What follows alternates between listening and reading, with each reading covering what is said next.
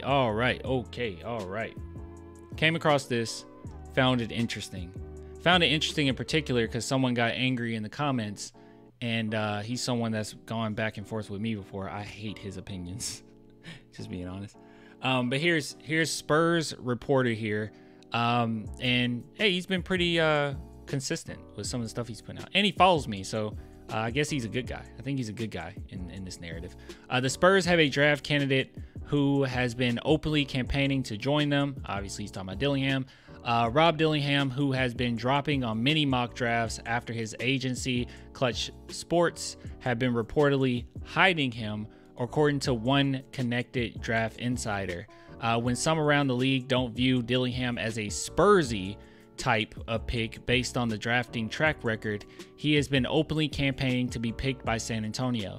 Giovoni wrote on Friday, there'd be no questions about how he'd view the team hierarchy if the Spurs pair him with Wemby in the NBA draft combine in Chicago. Dillingham said, he could be one of the best players ever.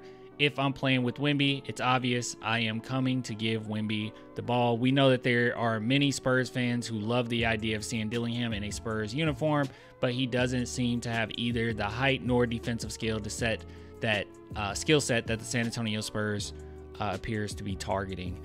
So yeah, I don't know if this is going to be the case right now. I'll be honest, okay? The more I think about it, the lower Dilly actually went on my board as well, right? I do like Dillingham as a prospect, but unfortunately, yeah, with the lack of defense and with the plethora of different options that the Spurs could go after for point guard, you would have to really be bought in on taking Dilly around 8. You would have to really be bought in that he's going to be something serious, because at this point, you more than likely going to get maybe Modest. Hopefully Ron Holland, that will be a good one. Spurs looking at Salone. You got guys that are, someone in the comments mentioned someone that's a little bit more NBA ready, and Devin Carter. Like you have a lot of different options here, and Dilly might be one of those where defensively it's just too bad and he can't really make up. And maybe, I don't know, not yet. He's super young, whatever. But as it stands right now, he probably can't make up for that poor defense and size with his scoring ability. He just probably can't, right? Like with someone like Trae Young, who didn't have that bad of a defensive year, from his standpoint of how he usually plays defense. And you have someone like Darius Garland, who also can really make up for that poor defense offensively. I don't know if Dilly's one of those guys. I just don't know if Dilly's one of those guys. If we had more solidified team, Dilly would be a good pickup. Oh yeah, exactly. Like icing on the cake. That's kind of how I feel about Devin Carter as well. Like he's more icing on the cake. Like Dilly, I feel like his gosh, I don't want to say that this is his ceiling, but I kind of feel this way. I could be wrong, but I think that his ceiling is a really great like sixth man, or coming off the bench and sparking it up. That's the vibe I get. And a lot of when we went over Dilly and I was telling you what I liked about him, didn't like about him, one thing that I said was all of his flaws would be hidden to some degree because of Wemby. But he is not a guy that he will be a switching nightmare, unfortunately, right? Like you switch and he can basically only guard point guards, and he's not even that great at that right now. He is Lou Williams. If you just mean like pure scorer, sure, I'm with it. Yeah, so it's one of those confused things. I'm gonna look at the comments. Give me 1 millisecond because my oven's going off. Hold on.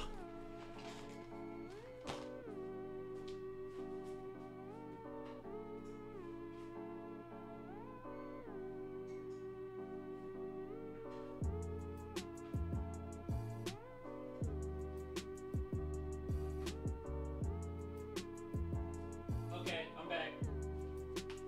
I'm back. Forgive me. Who follows you? I heard Spurs report does a lot of misinformation clan. Yeah, there's a few posts here where I'm like, I scratch my head. The reason why this one's fine is because basically what he brought up was something we already knew, right? But this right here saying that they've been hiding him. So he actually gave receipts for it, which I found pretty funny. So this guy AO, which I've got into it with him before, he's like, I don't know where you got the hiding reports from. He basically just called him a liar. And then you end up saying, well, you have an agenda. And then he was like, well, listen to the phone call. So basically what he said was the person that said it was, here you see, did he say her name? Kristen Peak, top draft expert at Yahoo, said that blurb about Klutch is hiding him. It's exactly how Klutch plays. Maybe they want him to fall all the way down to the Lakers. So if you go here, you can actually hear her say it. I mean, unless this is just a crazy elaborate plot to seem legit. So if we're looking at guards, Dalton Connect, who was one of the best scoring guards in all of college basketball, Rob Dillingham might fall there to 10, just with the fact that Klutch is kind of hiding him. He came in at 6'1" and a $164 at the combine. But he... Yeah, so there you go. So, yeah, I mean, people don't just have it out for Dilly just to have it out for him. And I know Dilly has quite a few fans, but I don't know. I wouldn't be angry. I don't know if it's the best moves. Clan got pizza rolls in the oven. I don't have pizza rolls in the oven. I can't eat pizza rolls. I'm on a diet. I have to go to the gym after this live stream. Let's get lobs for Wemby is important, but trust me, in Wemby's prime, there's just going to give the ball to Wemby and get out the way. Yeah. You're going to have to really be bought in on his offense because defensively, I don't know if he'll ever be a good defender.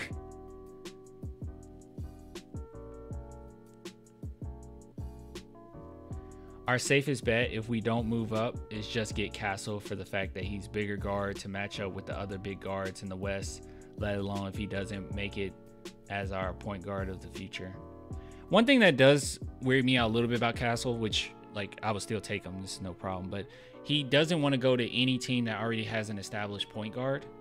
So I wonder if he comes to San Antonio, is that what he's thinking? Like, oh, I'm going to be point guard, which is fine. You can compete for it. And I hope that he is good enough to be the point, and then we can just move on. You know, we don't have to worry about it anymore. But that is something that like worries me just a little bit, right? 2 point guards? I wouldn't get 2 point guards in the draft. I would take Modest Buzelis or Ron Holland. I'm gonna do a big board before the draft.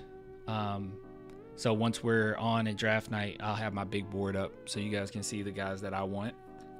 I guess I'll do it in order. I'm wondering, should I do...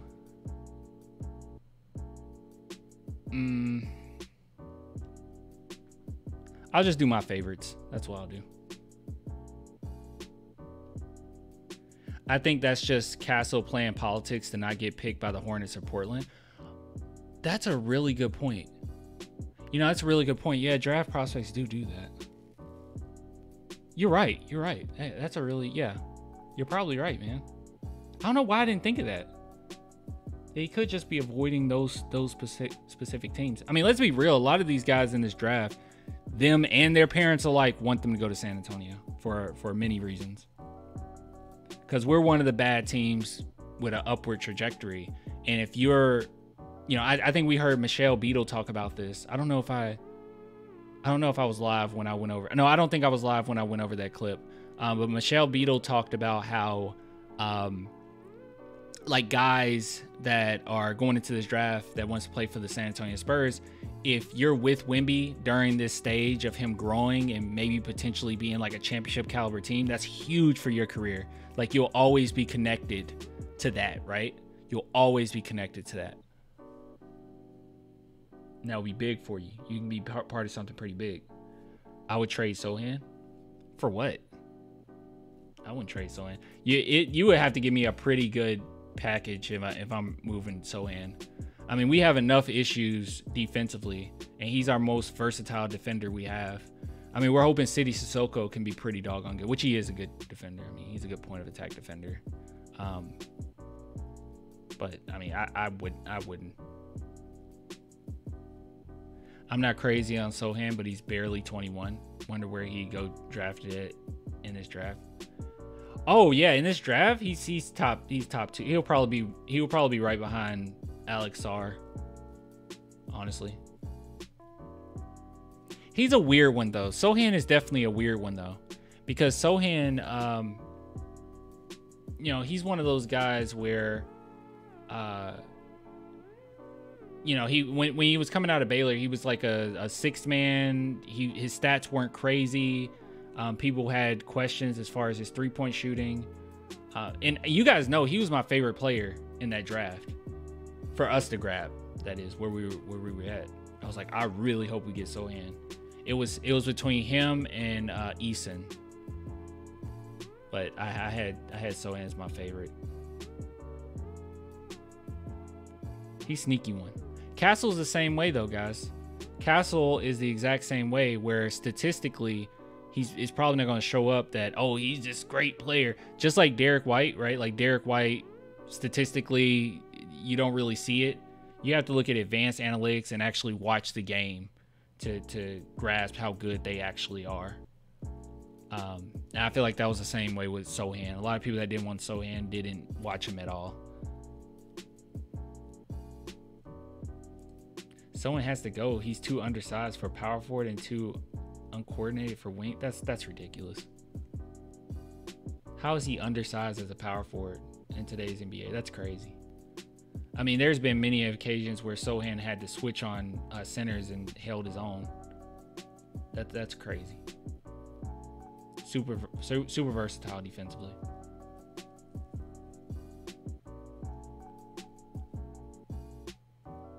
No, he doesn't hinder Wemby's offensive abilities. He's just, unfortunately, Sohan has been clip chimped a lot. You know, a lot of people take these small clips of, oh, he missed Wemby on this play, but then not watching the game as a whole. Defensively, he's great. He's more of a connector. He's the guy that makes that extra pass, right? That's what he is.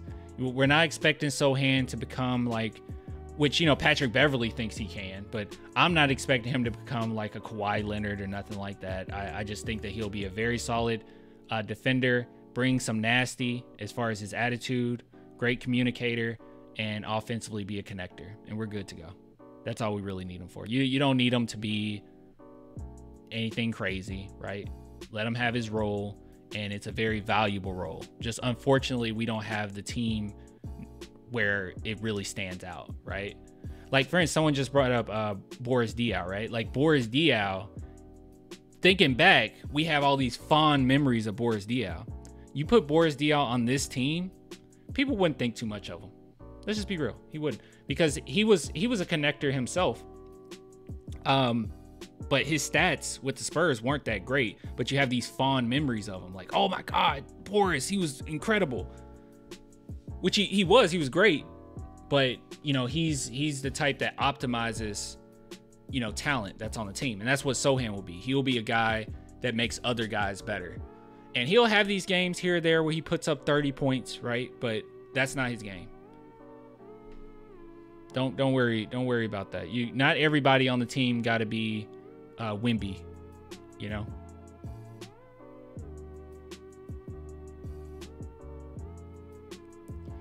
They like to hate on Sohan. He's a junkyard dog. He plays good defense. That's his game. Yeah. Yeah. It's not pretty. It's not like I'm sitting here saying, oh man, Sohan, he's throwing out the Hezzies and he's throwing out the Sham Gods. No, it's not pretty. It's not a pretty game. It's ugly. Offensively, he looks ugly, but that's fine. He gets the job done.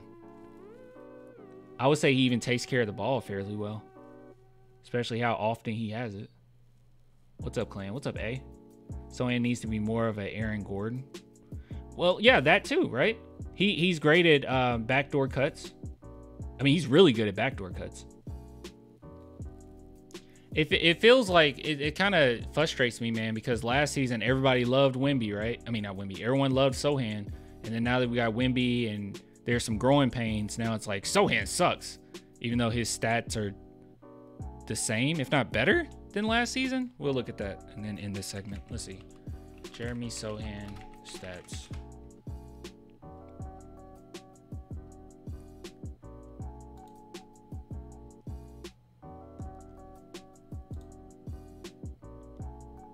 Here we go.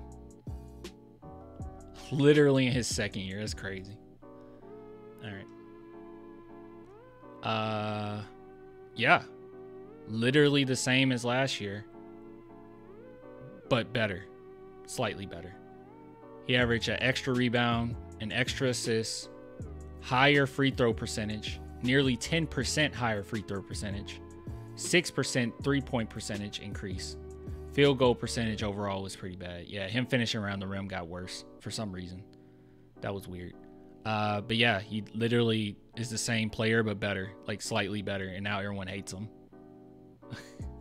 It's weird. It's weird. I've never liked Sohan. There you go. I don't know why. He's pretty awesome. He's pretty great. Seems like a good teammate. Seems to love San Antonio. Pretty doggone good. Defensively, he's pretty good. Offensively, he's all right. Not bad. And he grew throughout the season. I felt like he got better and better in this season. No. Don't go with the narrative. Don't go with the narrative, Dirt. He says, in my opinion, I feel like Sohan needs to accept he's a role player. Do not go with the narrative. Do not go with the narrative. First off, he's a team player. You got to keep in mind that even when he was with Baylor, he was always the type of player that was willing to do whatever the coaching staff asked of him. He's that type of player. He's not somebody who thinks that he's above the team. You know, don't let the colored hair fool you. Don't let the personality fool you. He's always been like that. He's always been somebody that's willing to do whatever the coaching staff asks. Even when he was overseas, he had a different role. He's constantly having different roles. He takes it on the chin.